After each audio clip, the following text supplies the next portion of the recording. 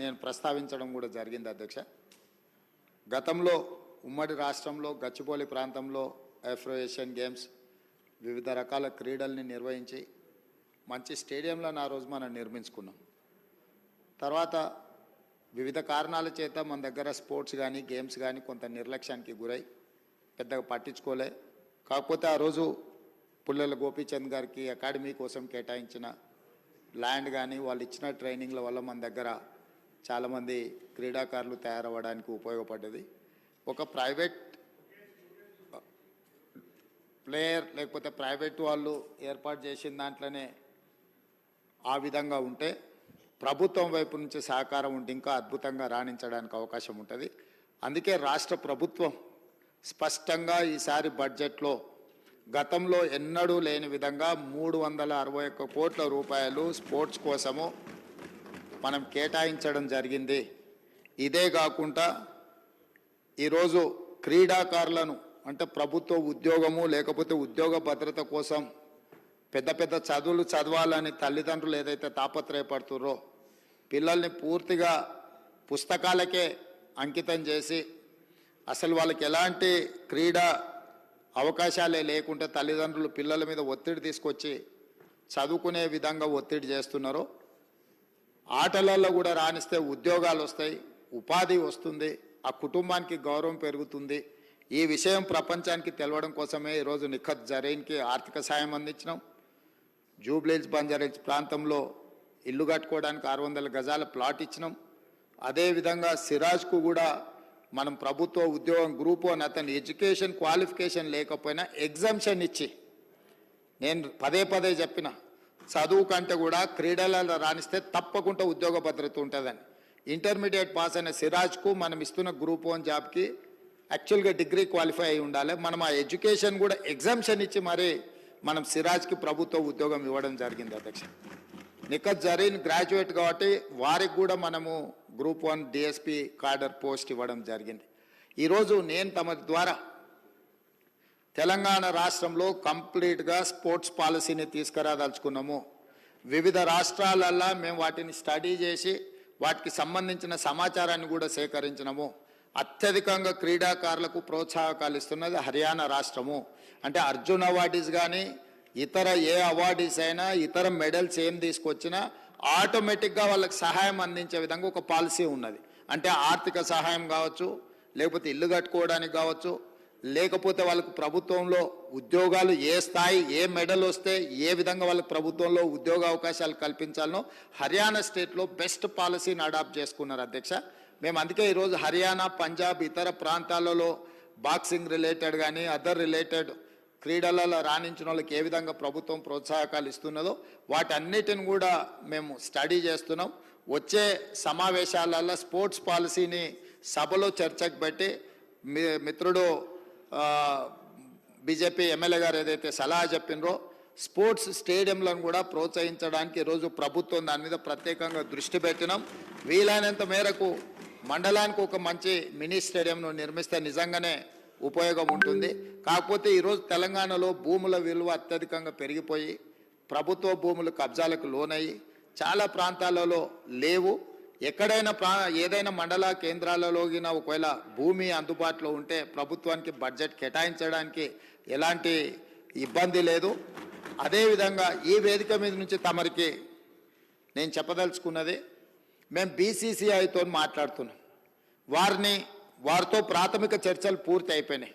నిన్న ఎక్కడైతే బేగర్ కంచెలో మనము స్కిల్స్ యూనివర్సిటీని ప్రారంభించుకున్నామో తొందరలోనే నేషనల్ అకాడమీ ఆఫ్ కన్స్ట్రక్షన్ కూడా అక్కడికే షిఫ్ట్ చేయాలనుకుంటున్నాం.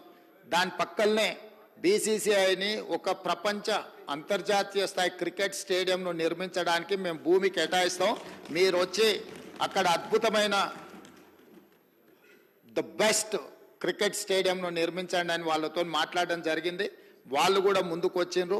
దాదాపుగా రాబోయే కొద్ది రోజుల్లోనే వారికి భూమి కేటాయించడం, బీసీసీఐ స్వయంగా అక్కడ ఒక మంచి క్రికెట్ స్టేడియాన్ని నిర్మించడానికి ముందుకు వస్తుంది. కాబట్టి ఈ స్పోర్ట్స్ విషయంలో నిధుల కేటాయింపే కాకుండా ప్రత్యేక కార్యాచరణ, ఎందుకంటే క్రీడల పట్ల నాకు ఆసక్తి ఉంది. మీకు అందరికి కూడా తెలుసు అధ్యక్ష, ఈ రాష్ట్రము వ్యసనాల నుంచి యువతను బయటికి తీసుకురావాలంటే క్రీడల్ని ప్రోత్సహించాల్సిన బాధ్యత ఈ సభ మీద ఉన్నది. మన అందరం కూడా ఏకగ్రీవంగా మీరు ఏం సలహాలు సూచనలు ఇచ్చిన క్రీడలకు సంబంధించి తప్పకుండా ఆ స్పోర్ట్స్ పాలసీలో మీరు సజెషన్స్ ఇవ్వండి, వాటిని అడాప్ట్ చేసుకుంటాం. ఆల్రెడీ ఉన్న స్టేడియంలో మీకు యూసుఫ్గూడలో కోట్ల విజయభాస్కర్ రెడ్డి స్టేడియం ఉంది, అది ఇప్పుడు సినిమా ఫంక్షన్లకు అంకితం అయిపోయింది. గచ్చిబౌలిలో ఉన్న స్టేడియంలో పెళ్లిళ్లకు పేరాంటాలకు పోతున్నాయి. సరూర్ నగర్లో కట్టిన అద్భుతమైన స్టేడియం అన్నాడు కాంగ్రెస్ పార్టీ ఉన్నప్పుడు, ఈరోజు రాజకీయ పార్టీ సభలకు సమావేశాలకు ఉపయోగిస్తున్నారు. హైదరాబాదు నగరంలో ఇప్పుడు ఎల్బీ స్టేడియంలో కూడా మనం క్రీడలు తగ్గినాయి, రాజకీయ కార్యక్రమాలు పెరిగినాయి. సో ఒక గతంలో గత ప్రభుత్వాలు ఒక స్పోర్ట్స్ పట్ల ఒక ఎకో సిస్టమ్ ఏదైతే డెవలప్ చేసిండ్రో ఆ ఎకో సిస్టమ్ అంతా కూడా ఇప్పుడు దెబ్బతింటున్నది. కాబట్టి వీటన్నిటి మీద కూడా ప్రత్యేక కార్యాచరణ తీసుకురావాల్సిన అవసరం ఉంది. వాటన్నిటిని కూడా మనం అప్గ్రేడ్ చేసుకొని కొత్తగా విద్యార్థులకు క్రీడల పట్ల ఆసక్తిని పెంచాల్సిన బాధ్యత ప్రభుత్వం మీద ఉన్నది. ప్రభుత్వం బాధ్యత తీసుకోవాలనుకుంటుంది. కాబట్టి మీరందరూ కూడా సహకరించి ముందుకు వచ్చి ఈ కార్యక్రమాలలో ప్రభుత్వానికి సహకరిస్తే తప్పకుండా అద్భుతమైన క్రీడలకు సంబంధించిన విధి విధానాలను పూర్తి చేసుకుంటాం. తెలంగాణ రాష్ట్రం నుంచి ప్రపంచంలో ఏ క్రీడలు జరిగినా కూడా తెలంగాణలో శిక్షణ పొందిన వాళ్ళు మెడల్స్ తీసుకొచ్చే విధంగా వాళ్లకు శిక్షణ ఇవ్వాలని మేము అనుకుంటున్నాం. మీ మద్దతు ఉండాలని కోరుకుంటున్నాం అధ్యక్ష. అదేవిధంగా ఇంకొక చిన్న విషయం అధ్యక్ష,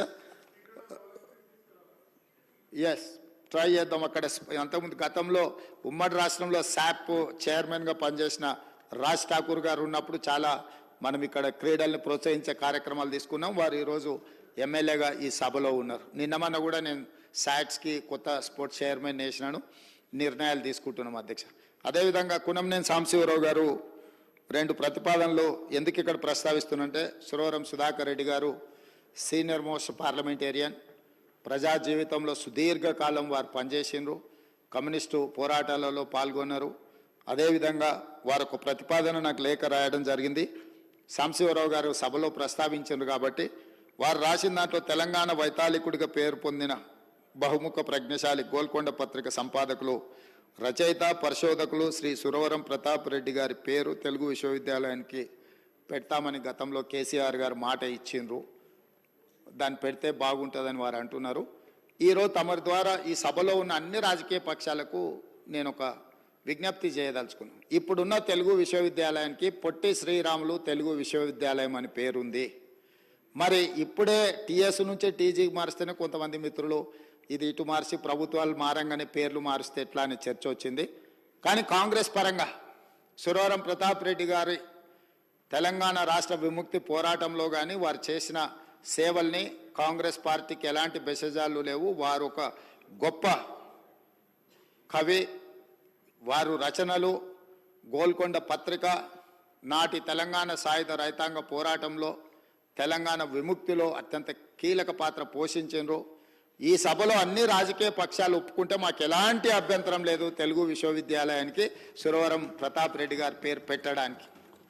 రెండవది, ఈ సెక్యూరిటీ గార్డులు, క్లాస్ 4 ఎంప్లాయీస్, పోలీస్, హోంగార్డులు రోజు 10-12 గంటలు నిలబడాల్సి ఉంది.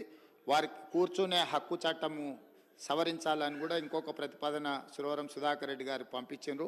నిజంగా తమిళనాడులో ఈ చట్టం అమలు జరుగుతుందా, అమలు జరగడానికి ఏమేమి విధి విధానాలు అక్కడ తీసుకొచ్చిండ్రు, మా ప్రభుత్వం తప్పకుండా వాటిని పరిశీలిస్తుంది. సాధ్యాసాధ్యాలను చూసుకొని ఒకవేళ అమలు చేసే అవకాశం ఉంటే మాత్రం ఈ ప్రభుత్వానికి ఎలాంటి అభ్యంతరం లేదు. తప్పకుండా మా సహచర మంత్రివర్గ సభ్యులతో మాట్లాడి దీని మీద కూడా మేము నిర్ణయం తీసుకుంటామని చెప్పి తమ ద్వారా నేను తెలియజేస్తున్నా అధ్యక్ష. ధన్యవాదాలు.